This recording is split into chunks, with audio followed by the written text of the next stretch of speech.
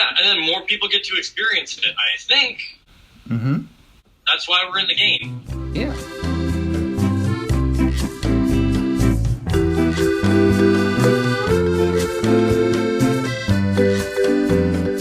All right, welcome to part 2, the second chat,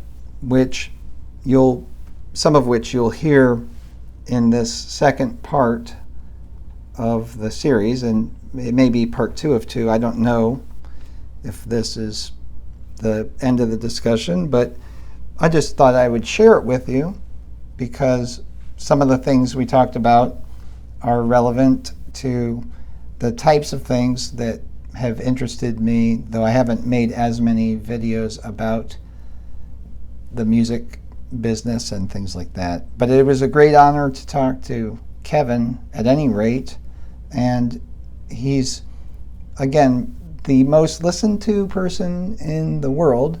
And at one point in our first conversation, I mentioned that, hey, I have a private audience right now with the most listened to person in the world. What an honor. And it is. And the thing about his fame and popularity, there isn't much compared to the amount of plays he gets. The content creation that he does is probably the most prolific of any content creator as far as views or reads or listens or plays, whatever metric you want to use. Over the past 10 years, he had the top spot. I think he has the top spot now. He lost it. I think he said he lost it for a while to whoever made the Angry Birds. At any rate, the conversation we had led to, at one point, him offering to remaster or mix master, but mostly remaster a song of mine. And that was really cool for him to offer that, and I'm not saying this with any expectations on his part. It's a gracious offer. If he does it, that's great. If he doesn't, that's great. There's no pressure there. However, it's very interesting to me, since I was already deciding whether or not I wanted to have the song remastered. That's what I was talking about when it came up. And I found a studio in Sussex, England, on Fiverr, who I had planned to remaster a song. And I thought, well, that would be cool if I would show the song as I had it and then play the remastered version from that studio and the Kevin MacLeod version of it. And I sent him the song. The version I sent to him allows him a lot more flexibility with what to do with it, so he definitely has an advantage there. However, the version I sent to the studio in England was the raw version that I had already published. And so you know the song, you probably do. It's one I called Super Pipe Organ Faire, I believe. And I condensed the title down to Super Faire. So that song has now been remastered by the studio in England. And it is fantastic. It really sounds a lot better. And that high quality version would be one I would be glad to put out into Spotify and such. So, but I haven't published it there yet. I will wait for the Kevin MacLeod version. And when I receive that, if I do, and there's no pressure for him to follow through on a gracious, generous offer that he doesn't need to make. In fact, in this conversation you're about to hear, he was taking a break from writing the theme music, or not theme music, but a wedding theme for a part of a production of The Lord of the Rings. And I assume that's the upcoming television show. So, as you know, the crux of this discussion is about monetization, whether or not to even participate in the monetization process. And to be clear, he gives his music away. He has been doing that with his music for over a decade, and that is one of the reasons for his prolific success. That's not to say that he gives all of his music away or that he doesn't make any money or anything from it. On the contrary, it leads to many opportunities. So before I play the remainder of the second conversation that we had, just highlights from it, I will cover some of the things that we talked about so I don't miss anything, and I can share with you, you can be a part of the fascinating conversation that we had. And I really do love this. I personally am not a fan of small talk or certain types of conversations that a lot of people like to have, and that's fine for them, talking about sports and who's going to win on the weekend and that type of stuff is great for them. I like to get into deeper things and, as you know, more esoteric things. And just so the video doesn't get too long, I'll go through rapid fire, just straight through the notes in no particular order. It's the order in which I remembered the conversation when I wrote down notes later, having found that a recording wasn't going to work for that. Anyway, he lived in New York City for a while, and I thought that was significant because I related my experience with it. Friends of mine from college who were music majors and are career musicians, their ability, the quality of their work was absolutely transformed by their time in New York City. And so I related that, and he affirmed the fact that New York City, and as he said in his words, totally kicked his ass. But it was an absolutely worthwhile experience. And he related some interesting, fun things from living there, but he doesn't live there now. He's somewhere in Wisconsin. Now, other things we talked about were composition, styles, methods, tips, and things like that. Of course, that's him talking. I'm not offering him any advice at all. However, I really think that the methods and styles and a lot of the things that he mentioned are very agreeable, and I was privy or aware of at least some I had some notion of what he was talking about in most cases.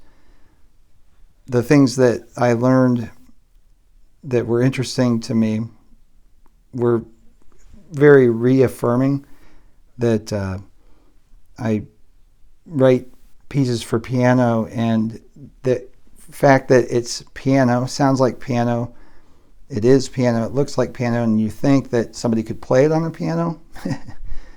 Not necessarily, because we both make music with computers a lot, or by playing a piano into a MIDI, it transforms it into a MIDI, MIDI, digital signal, and then you can play around with it on the computer and affect the timing and everything. And he said he composes piano that's unplayable. So that was nice for me to hear. And also that he usually can't play what he composes. Like, he wouldn't easily be able to go out and give a concert of his compositions, because the composition of it isn't simply just like recording yourself playing. It's not like the 1970s version of music composition recording. With computers, it's completely different. and maybe not completely different, but it is, at least for the performance side, different enough that I felt funny that I couldn't just hop out and swing a keyboard out and just play my music. Even with a band, it wouldn't be that easy to do. It would have to be worked out over time, and it just has to do with the process of composition and the limitations of playing. Like, how many fingers do you have? And I said, I'll have a polyphonic chord for piano with 10 notes at times, maybe, and you have 10 fingers, so it's possible to play. But I was laughing because obviously that's not the case. It's not that easy. So we talked about quantization features and how computers don't like music written by computers when it comes to monetization. And one of the things that you could do to bypass that is to play around with the quantization features, which has to do with the timing of the musical notes, by adding in randomization or running a script or an algorithm to do that, and even detuning some of the notes randomly. But that doesn't sound very good. The human aspect of it, the music played by a human can sound really good. In fact, it's the best in almost all cases, if it's played by a skilled person or a virtuoso especially. And computers can approximate that, but they have trouble accommodating that. And it would take a really good script or algorithm to do that. But his argument is that that's not only possible, but inevitable. And I was a little bit more dubious about that, because what computers can do, to me, can be impressive, but it's also easily reversed or defeated, and it isn't creative. Then we started talking about the music created by computers, and he had, again, a higher opinion of that. Of course, he has a lot more experience, so I'm listening carefully to what he's telling me, and I'm also maintaining my position based on my experience of actually seeing and hearing the music. And I'm told by him that it is very, very impressive. And so I'm looking forward to exploring that more, and maybe I'll be convinced. I related my thoughts about artificial intelligence in general, that I'm just not very impressed by that, but we'll see. We'll see what happens. And he said that he has written scripts or algorithms that create music, and he just lets it play in the background, and then sometimes he forgets if he's playing music written by people or if it's the computer music playing, because it can be that good. And then I interjected, like, well, or maybe some music written by people is not that good, or maybe I thought maybe they're using computers. Anyway, it's something that needs to be revisited. And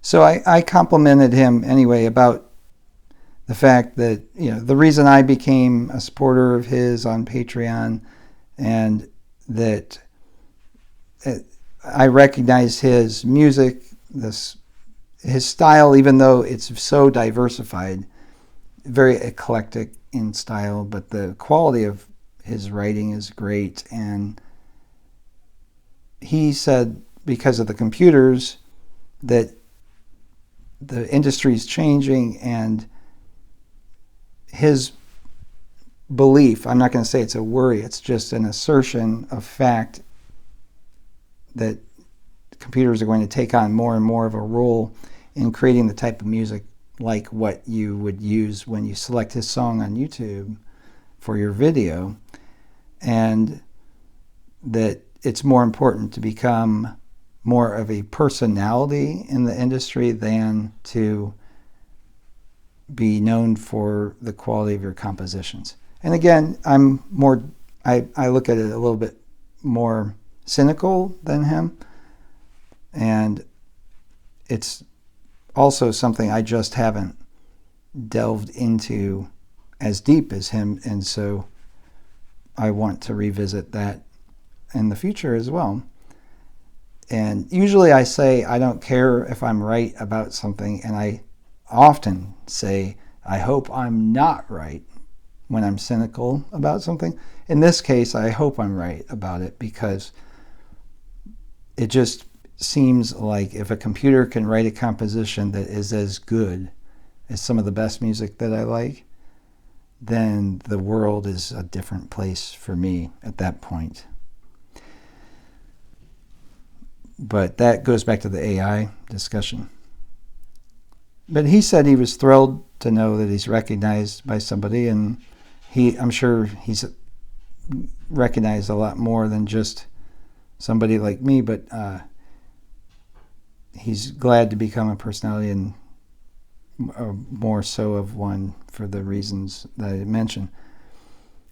He brought up some topics that I'll just quickly run through. Like, we talked about psychoacoustics a little bit. And as far as music compositions go, I retouched the song that I'm playing for you that I call Super Faire. It is something I adjusted based on our conversation a little bit. And one of the things he mentioned, like, some things sound better and sparkle if you have higher pitches in the melodies. Sometimes you never want to hit exactly the right note, or the right note on exactly the right timing. He gave the example of Adele. Dude, get Adele. Not that computer, but the person Adele. It can relate emotion very well by not hitting the right exact pitch, for example. And we talked about tunings, and he related a piano in New York in a club is tuned down, and it's really great for the singers. Somebody will play a song people recognize, and people join in and sing. The fact that the piano's tuned down is just really great for people's voices, since the most common problem, because of the fact that melodies sound better higher, people strain to hit the higher notes. You know that from my own singing that I've done, and I apologize for that, but I try. It just doesn't sound as good if it's tuned way down, but it's a genius idea if you have a piano in a club or a piano at a bar, something like that, or if you do karaoke or something like that. If you're a DJ, you tune it down a little bit, and it's just great for the singers. The whole thing sounds better.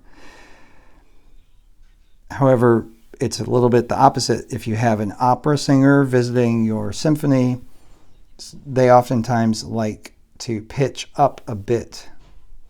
And they even do it in the case of singing with a lot of people behind you. Your voice would blend in. How is it that the featured soprano, for example, at doing a concert, can be heard over all the other voices when there's no amplification? She's not holding a microphone. Well, one of the tricks they do is to pitch up a little bit above the nominal pitch of the note they're singing, and it differentiates from everybody else, and also sounds pretty good. It sparkles a little bit. So they're singing a little bit sharp. I didn't know that. But I did know the other factor that makes them heard over everybody else is that they tend to have an enormous noggin, a huge head. So we talked about the 432 versus 440 hertz. And one of the things about that is that the tuning, the standard for A, the note A, has been going up over time through history. So starting with equal temperament in the era of Bach, and just at the end of the era of Bach, that was about, he said, 415 hertz for the note A. And after Bach, after his time, it moved up a little bit, and it just kept sliding up and sliding up. At one point it was 432, and then in the 20th century it became 440 through a dubious series of events or sources. Now, I didn't get into that.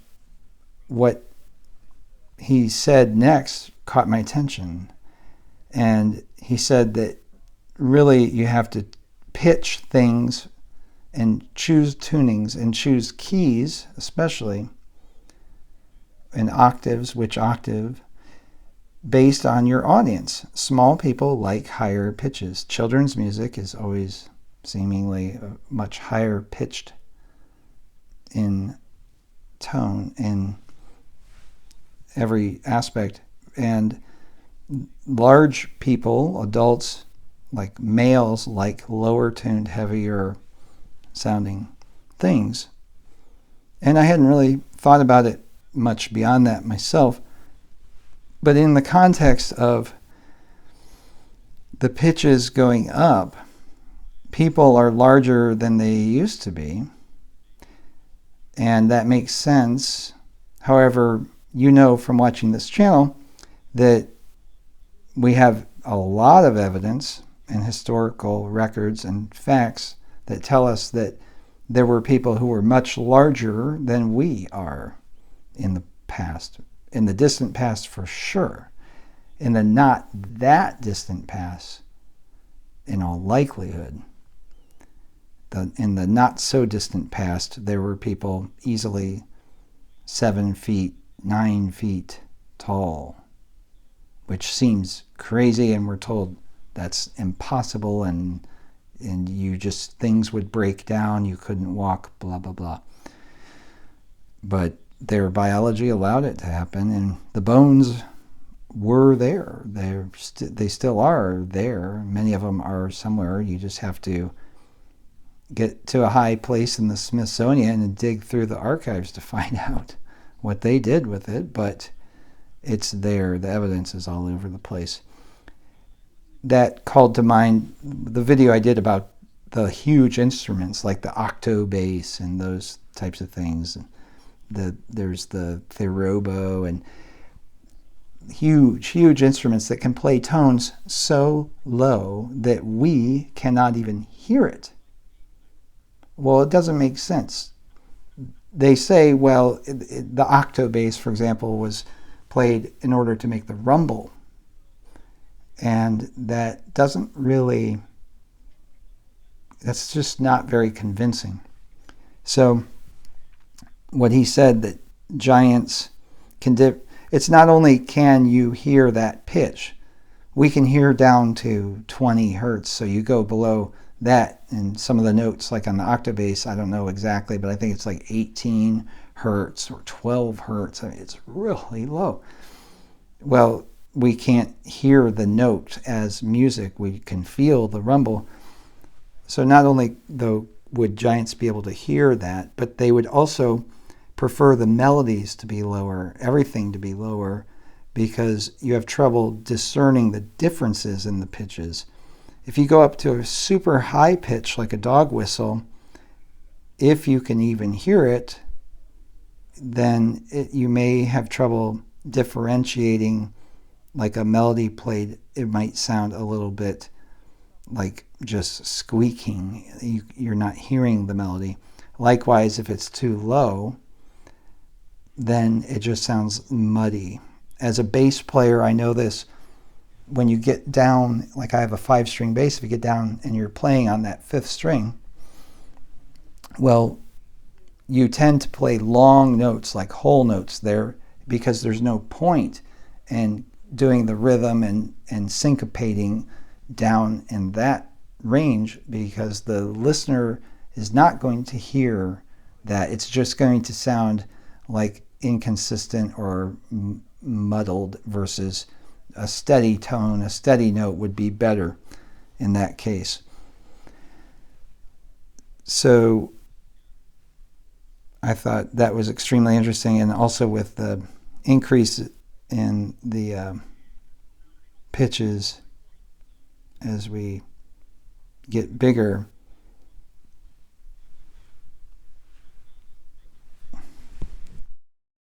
So what I'm saying with that is that if we were getting smaller, it would make sense to move from 415 hertz to 440 hertz. If we're getting bigger, it would make sense that the tuning would go the other direction. And the last we know, the last that we know of anything, it was right around 432, 436. You go before that and you get into the mid 19th century, and as you know, I don't put much stock into that. So that's, again, requiring further discussion, but I think we've, at least I have a good hypothesis or a good theory about that one. And how it affects tone, that's another topic, but the last thing that I want to mention is microtonal music, and how the microtonal music is not very well developed, but I wondered how computers would be able to handle that. Now, I could try to do a challenge myself to write a piece that uses or employs microtonal notes. Wouldn't be very easy with what I have available. I don't have a microtonal guitar or anything like that to play it acoustically, but I would write it as I normally do with the computer. He pointed out, well, with blues and other genres, there's already a lot of use of microtones with the scoops and the slides and the different things like that. And that's true, but it's minimal. I think the best examples would be Middle Eastern music with the flourishing vocals, and East Asian music with the bendy, twangy, stringed instruments that they use. So on that, I'll end this long, brief introduction and just play out the rest of the conversation. And I hope you enjoy. So before I play the conversation, however, I will play what I have so far with just excerpts from the song Super Faire, my original version that you've probably already heard on my channel. And then that same segment, after I rewrote it based on the conversation I had with Kevin MacLeod, the greatest, most prolific composer of our time. And then, hopefully, in the future, I'll put out a video with the full versions, including the Kevin MacLeod version. And I would be just honored and thrilled to have that as part of the library of work that we're doing here. So here we go with Super Faire first, the original, and then the reworked and remastered by the studio in Sussex, England. I'll put a link in the prescription below for that because they did a fantastic job. And then the rest of the conversation, and what's next, we don't know. We'll see. It's pretty cool. And oh, in the video, one last thing I have to mention, he's got a Star Trek shirt on, and I didn't say anything about it because I don't need to, but you know, I thought it was funny. And I have a Captain Kirk shirt myself. I think he had a TNG or maybe a Voyager era hoodie, it looks like, actually. And I have just the Captain Kirk original t-shirt version of his original uniform in the mustard yellow, which isn't the correct color for Captain Kirk on the original series. That was actually kind of a lime green, but Technicolor didn't technically get the right color. But anyway, in the conversation, you'll see we're joined by Alex from over in Sweden. He is a composer as well, and you saw his name in the previous video. He's got the one website that is featured first. So you'll see it all. Thanks for listening.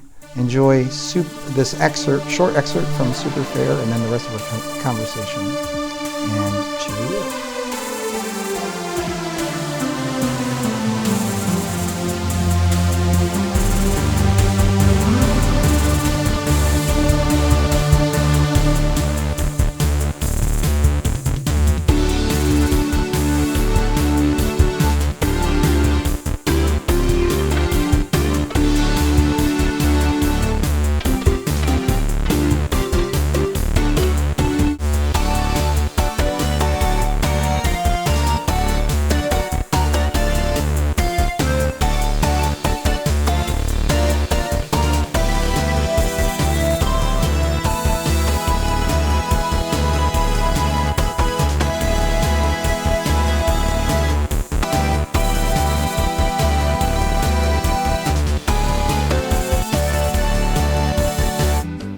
And we talked about the quantization features, randomization. So yeah, I've been worried about what the computer thinks about the music, and it messes me. I bet you don't worry about it, do you? You don't like I don't know why I get so worked up about what it says about my music. The computer isn't listening to the stuff. Yeah, it just spits out judgments at it. It does. Filmmusic.io has a new feature. You can sort the entire thing by field. It gives you like a map of happy versus sad and energetic versus not energetic, and you just pick the part of the chart that you want. And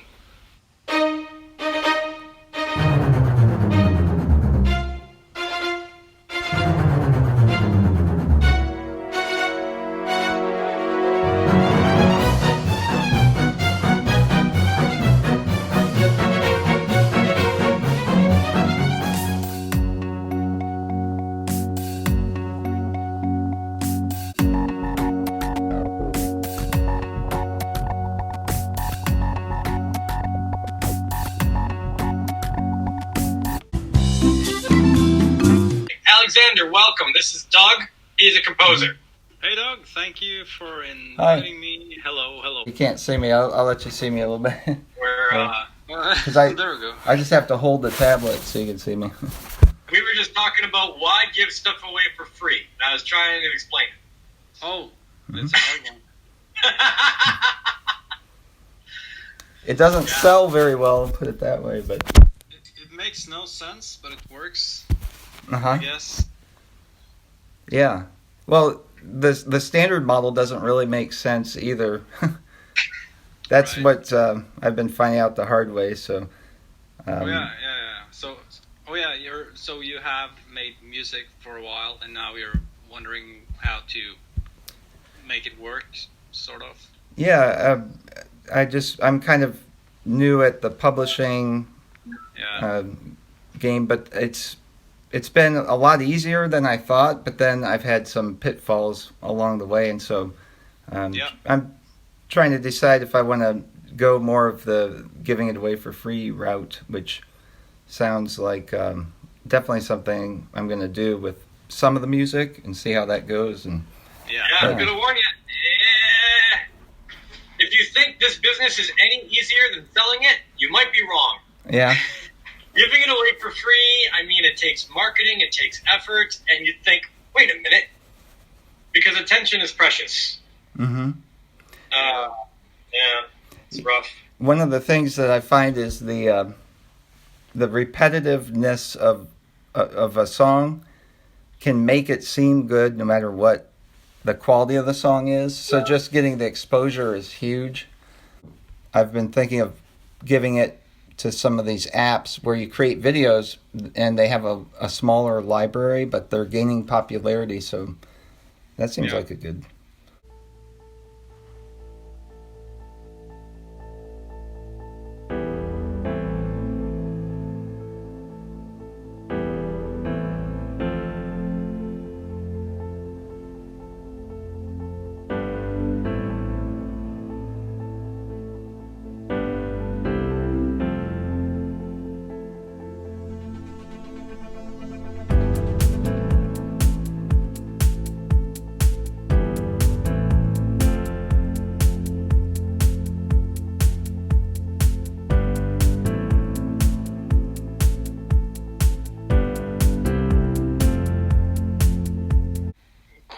briefly explain the way I did it, which might not be the right way, but it's a way, at least. Mm-hmm. So I also listened to Kevin when I got into this industry, and it was terrible because I made music and I released it on different platforms just to maybe get some exposure, which I didn't. Mm-hmm. So I desperately reached out to a lot of people, Kevin included, and he told me to give it away for free, like he's telling most people, I guess. Mm-hmm. So I tried doing this, and man, things were happening so much faster, Mm-hmm. and people reacted to the music way faster than they did before. Mm-hmm. Basically what I'm doing now is I'm releasing it to maybe, let's say, 10 different platforms. So each time I make a piece of music, it takes me about 3 hours, 2.5 to 3 hours to publish it. Oh, yeah.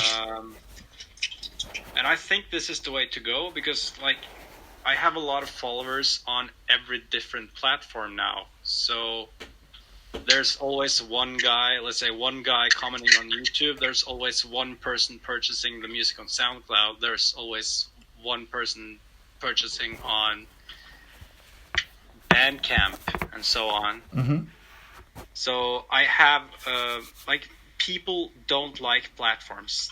People like a platform. Yeah. But people don't like monopolies either, so there's good. Right. So yeah, it seems like people stick to their platforms, and the people that are dedicated to Bandcamp, for instance, will follow you there, and yeah. So I don't think you can release the music to enough places. You have to find them all and release them on every single one. Mm-hmm. And eventually someone will bite. Yeah. Yeah, see what I did, I just make videos and then I decided to just try to make my own music so I wouldn't have any pitfalls with changes and things like that. Because I was using royalty-free music, but then it was claiming my content based on a segment of the song, that type of stuff. And so I just started doing my own music, and then the subs liked it, and so it just kind of blossomed from there. Yeah. On Spotify, I'm getting some listens, not much, but it's on the increase, and that's good. Yeah. Yeah. And the longer you're there, the more you get, and you just have to outlast everyone. Yeah. Yeah, I have a business where the brand name has been out there about 5 years now, and what I had learned, I don't know how true it is, 7 years, they say if a brand is out there, it becomes like a permanent part of Americana, so yeah, you find it's the same way with music, or probably a less of a time than that, right? I don't know. I think so, actually. I think that no matter what you do, it might be just making videos of you punching a wall, like punching different materials. Mm-hmm. And if you do this long enough, people will always come to your channel more frequently than they leave. Mm-hmm. Yeah. So eventually it will have enough people there to... Yeah, that's good. I mean, it's rough, and you just have to outlast everyone else. So Kevin mentioned computers and algorithms, and I've been thinking about it, and honestly, Kevin, I don't know if I agree right now. I mean, right where I'm thinking now about all that is I'm not as worried about the algorithms or the computers defeating the composition skills of a real composer. Oh, you're not worried about that? Well, you don't have to be. It'll happen whether you care or not. Oh yeah, because I've seen AI in the form of like Alexa or Siri. Shuffling songs by Slide. No. Play me a song by Slade. Alexa. Play me a song by Slade. Shuffling songs by Slide. Oh, for fuck's sake. Alexa. It's Christmas, Slade. I'm not sure what you meant by that question. Alexa. Alexa. It's Christmas.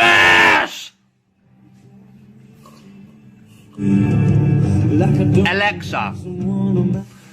80s song, Slade, It's Christmas. I'm not sure what you meant by that question. Alexa. Shuffle. Alexa. Alexa. Turning on Alexa. shuffle mode. Alexa. Shut the fuck up. Alexa. Alexa. Play me a song by Slade. I'm not sure what you meant by Alexa. that question. Play me a song by Slade. Alexa. Alexa, do you understand me? I can understand you and answer your questions. Well, clearly you cannot. Alexa, stop. Alexa, play me a song by Slade. Shuffling songs by Suede. No! Alexa! Alexa! Play me a song by Slade. Shuffling songs by Sade. Oh, for fuck's sake! Alexa! Alexa! Play me a song by Slade. Here's a station you might like. Katy Perry. Fuck off! Alexa! Oh, I fucking give up. A few other cases, and I haven't been as impressed. The best performance I saw was on Jeopardy. It was Watson, if you remember that. I think it was better than Ken Jennings. I don't remember, but it did really well. Destroyed him. Yeah, but again, I don't know if I'm fully convinced. I'm very skeptical. But the way that I've tried to work with these learning algorithms, like with Alexa, probably is what I've done the most. And it's been I'll just say less than impressive as far as the computer's ability to think and learn and all that type of stuff. Hello, Trevor. This thing's fucked, look. You got Trevor. He's still going on. Trevor! You deaf fucking prick. You fucking English shite. Trevor! Trevor! Cunt! What are you doing? This fucking thing don't answer. Trevor! Cunt me! Trevor! You cunt!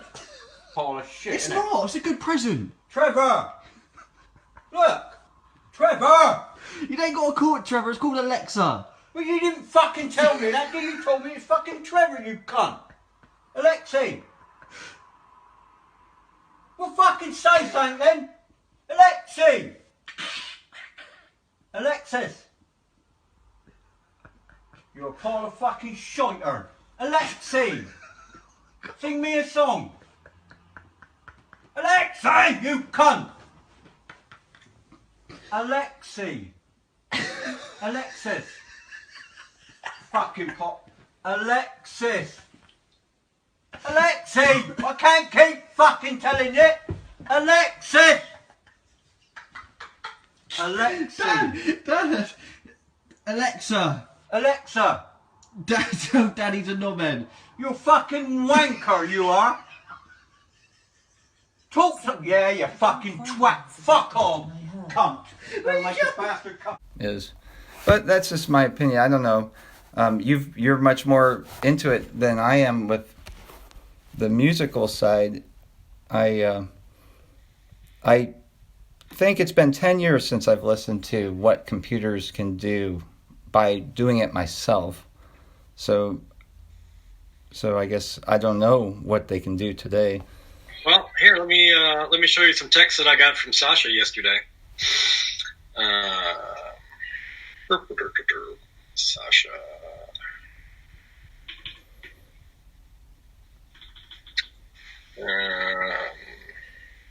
Forward.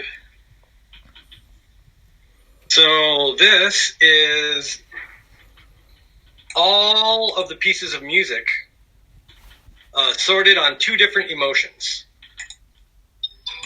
And then, so he's finding like all the funny ones that have energy right now. And you just click on that, just click on the chart anywhere you want, and it brings up all the things from that area that have that feeling. Mm-hmm. So that is not about making music, that's about finding music, which is something that I'm always fighting. Mm-hmm. All right, man, that's fine, we're good, okay. So, getting people to find music, huge. Sasha, crazy German dude. He's doing some right everything. He's doing the right things, because even when the computers take over, you will still need his interface to find that music. Mm-hmm. So. Yeah, the search engine, that's powerful. Yeah. And, I don't know if have you ever tried to look for music? You have. You've used most. If you've gone to Audio Jungle, how? It takes forever. Yeah, well, that's why I said I always use yours, because I would, like with YouTube, I would go to Kevin MacLeod. Hey, that sounds really good. Okay, and then I tried a bunch of other ones, and then like a half an hour later, I'm like, what am I doing? I'm just going to go back to the first ones. So, yeah, but with the computers, I guess there'll be all kinds of different algorithms, and then that'll be like the composer is maybe the algorithm that's selecting, either selecting the music that exists or creating it. Yeah, once it knows what people are buying, it will be able to create more music like the kind that people are buying, and possibly even more extreme, more beautiful, more slower, I don't know, whatever. Whatever people are looking for these days. Yeah. Well, see, that's where I wonder about computers, because in a way, I look at the corporate music world as a computer that seeks to maximize profits, but part of that is to identify what people will automatically, on average, typically like. And ukuleles. Sorry? Yeah. People love ukuleles. Oh my God. Ooks, yeah. Ugh. Well, yeah, not just Hawaii. They're not just Ukuleles for probably Hawaii. pay my rent. I'm not going to lie. Hey, I have one. I have one in my basement. Yeah. But yeah, the selection process and everything, it could become sterile, don't you think? Or predictable? Well, of course, and they'll figure it out and they'll break it. Yeah. The AIs will know that. Well, this isn't working. I got to try something else. Yeah. Yeah, that's. Well, you said it's hard to differentiate, and it's getting harder. So. But is it hard to differentiate, like, really good music? Is that included in that statement? It is very hard for a computer to tell really good music. Well, it is hard for a human. Let's do it this way. Very few people can tell the music of Bach from the music of Buxtehude.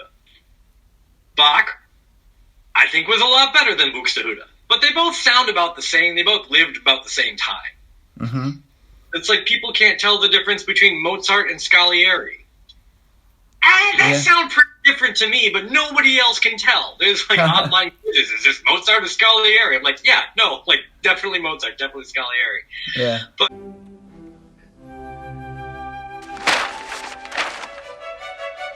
Astounding. It was beyond belief. These were first and only drafts of music. But they showed no corrections of any kind. Not one. He had simply written down music already.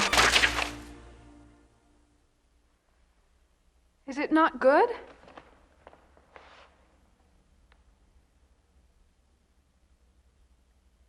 It is miraculous.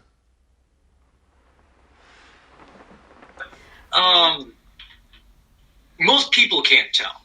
The fact that it's difficult for computers to tell, not surprised. It may become a thing where actual composers' works end up being more of a niche.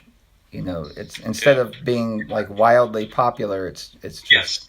There will be a line where it's like, and after this point, nobody cared about composers. I just wondered because I wanted to tell my subs, like to introduce you. You're the most listened to person in the world for like the past 10 years, right? Nobody. Well, like I said, I know I was. I don't know if I am. There's some metric. There was a documentary crew you said that came up with that metric or something, but you didn't. It didn't necessarily. Did that get produced? I didn't know. It is currently not produced. Okay. And if it is produced, I'm not going to watch it. Yeah.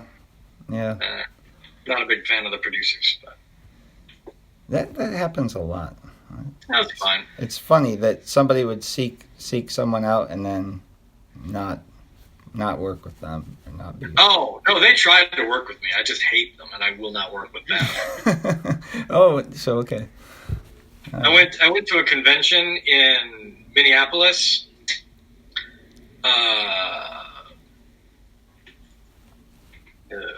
VidCon Stories, I think it was. Mm-hmm. And so they went there, you know, with the camera, and they're like following me around, and ended up one of the producers got kicked out of the event for sexually harassing one of the other featured guests. Wow. Like, oh, you motherfucker. You... Unbelievable that stuff. We're not cut from the same cloth. You're an asshole. Wow. Sorry. We're fucking done. Just done. Yeah. Yeah, so I was like shaking with rage and drinking gin and talking to John Green about this. Like, fucking weird day. So do you get out to like award ceremonies, things like that? Like I get invited way more often than I go. Yeah. I've been to 2 things ever. And I'm pretty done. I think it's I figured they were fun, but were they? They were experiences. They were fun, like getting frostbite. Like camping fun? Like camping in the rain fun, right. Is Epidemic Sound in Sweden one of these trips? Oh, no. I also went to Epidemic Sound, but that... Well, no, I guess that was for an awards show, wasn't it? But it was in Swedish, so I didn't go to that part. Yeah. And where are you at, Alexander? Norway. You're in Norway? Okay, cool. And you are in? I'm in Ohio. Ohio. Yep. The great state of Ohio. Yes, sir. Near Detroit, actually, even though that's in Michigan. Yeah. That's where I am. Close to. If I have to name a city you've heard of. Ohio, that's Columbus? Yeah. State capital? Yeah. Columbus, Cleveland, Cincinnati you might have heard of. I'm in Toledo, not Spain. I only know the capitals. That's the only thing I was eager to learn. I know the capital of all the states, and I'm very proud of it. Wow, that is impressive. Yeah, and your English is much better than a lot of Americans. Kevin keeps saying the same thing. That's totally very, very insane. Sometimes we don't speak too good. Yeah. So on my list of what we talked about, so I remixed a song based on our conversation, Kevin. Oh, okay. And I brought up, there were parts of the song where almost all the chords, all the notes were pretty low, so I brought some of them up or doubled them over an octave higher. Yeah. And just did some, I didn't detune any of the stems.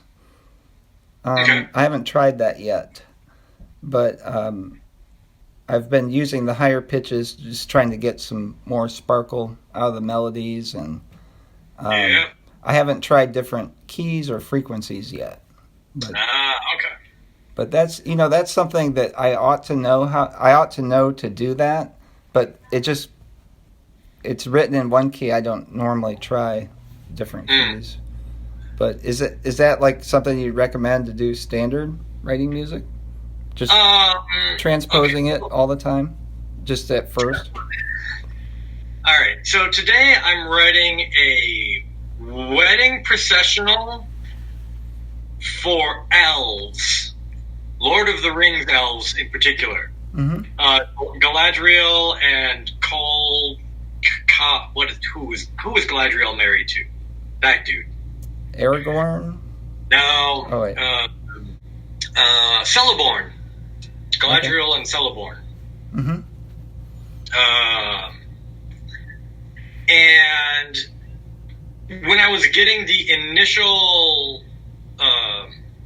melody to be played on flute and doubled on sopranos, singing and fucking Cinderin, I tried all the keys to find one that worked, and I ended up in E, which I don't like, but it was the one that worked. Mm-hmm. So once I got it there, then I'm just building everything off of that. Mm-hmm. But that's a case where I had to choose the key really before I got the melody fully done. Okay. And is it sounded too sharp in F. It sounded too dull in E flat. Okay. So do you always use equal temperament, or do you use the what do they call it? Yeah, no, I almost always use equal temperament. That's unless I'm doing ethnic stuff. If I'm doing Middle Eastern stuff or Indian stuff, mm-hmm. I will. I'll pull the tuning for those, but yeah, equal temperament almost always works almost all the time. You're not.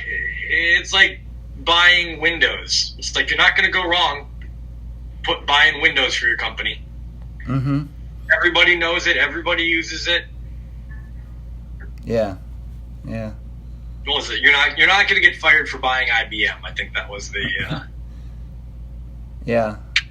That was the aphorism, truism, whatever. Yeah. Keep it in the ballpark, man. Yep. Let's not get crazy. We talked about the pitches. Like, okay, speaking of crazy, the 432 hertz, we talked about all that. Mm-hmm. And I put more thought into it. And I tried to go back and nail down the origins of that, and I couldn't find anything. Really?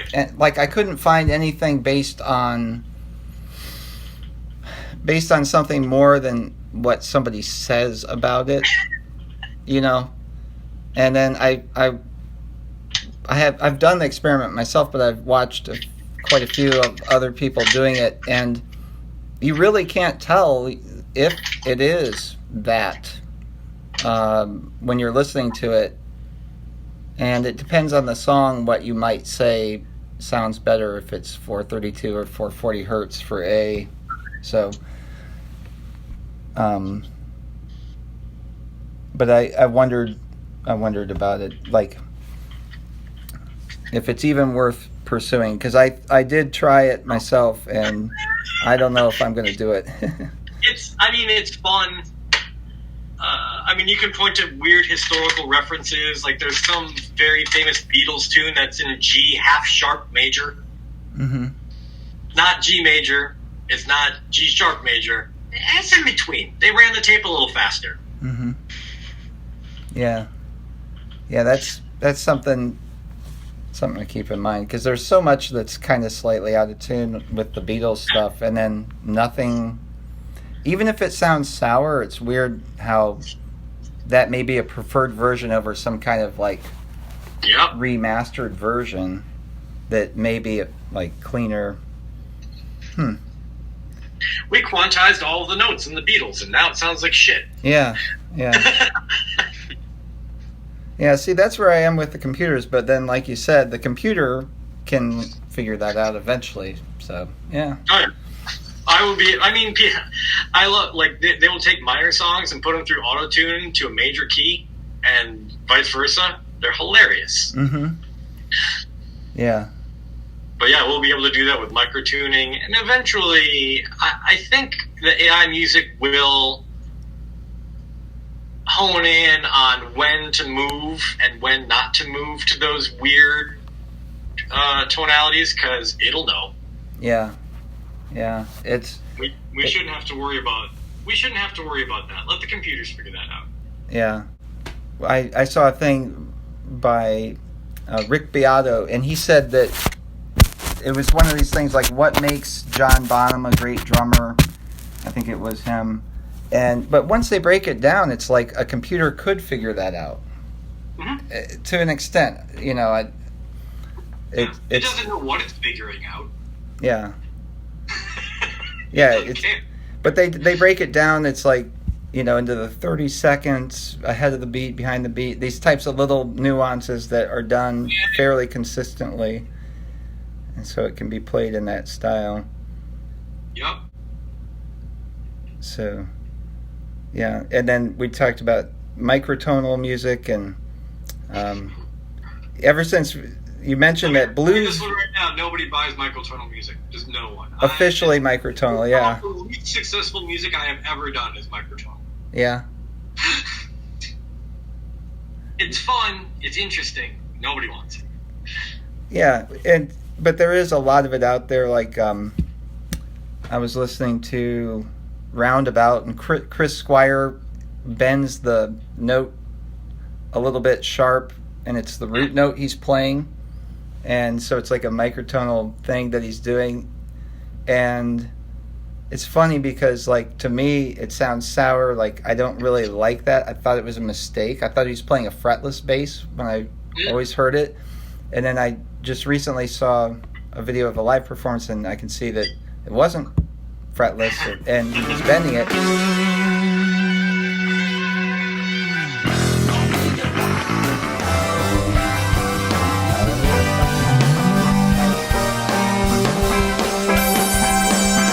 And then I see other people doing it when they're playing it. They're bending it. It's like, you know, because he did or because they like it. And so it's like, okay, it's this design concept of doing something wrong to make it right, and it works somehow. Yeah. So, yeah, that's all I had. I'd let you know. I put that out there, so yeah, that's it. Sorry. Yeah, you got that one. And then the other one is like a garage band. It's .band, so I don't know if you can use that file, but yeah, Logic opens up band files. Okay.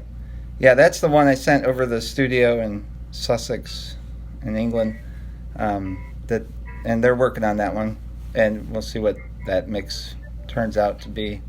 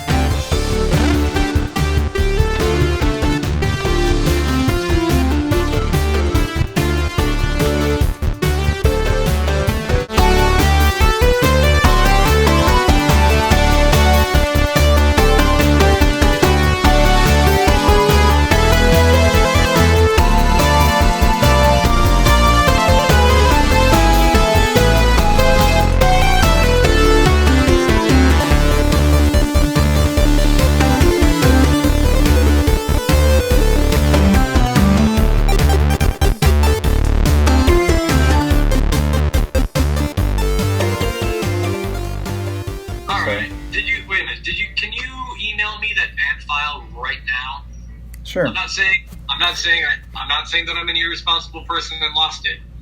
Yeah.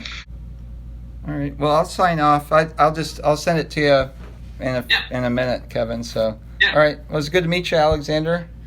Nice Likewise. to see you, and nice to see you, Kevin. Take care, guys.